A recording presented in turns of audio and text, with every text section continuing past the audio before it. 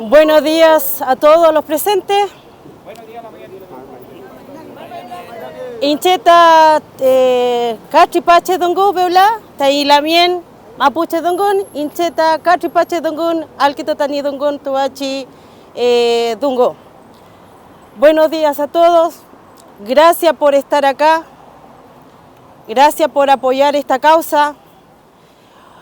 El Lamien dio la gracia a cada uno de ustedes, que estamos en un asunto que nos perjudica los inviernos, el peligro de cada familia que vive al lado del río, porque su presión son automáticas y se está construyendo otra en la cual pensamos que el día de mañana es un perjuicio para cada ciudadano que viva hacia Los Ángeles para atrás.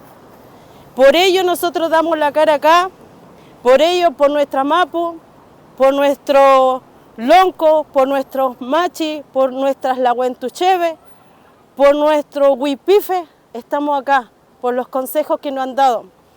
Por eso hemos llegado aquí a Santiago, venimos desde la comunidad de Alto Biobío y se le agradece que sean transparentes con cada información que entreguen. Por favor, se lo estamos pidiendo, que esto es un huichán, que es una lucha por el Mapu, por nuestras raíces, porque nosotros levantamos la voz hoy en día por ello, porque para la gente es un caso invisible, para otros no afecta mucho. Así que mucha fuerza, dijo el Lamien, que estemos en conciencia del perjuicio que se está haciendo en Alto Biobío, de la transgresión que hay, de cada trabajo cachipache que se va a hacer allá. Así que por eso le pido, por favor, que cada redacción, cada palabra que se aplique aquí sea la correcta para cada periodista o para cada oyente, que se transmita la verdad, que es Alto Biobío se está levantando con fuerza para nuestra Mapu, Ñuque Mapu.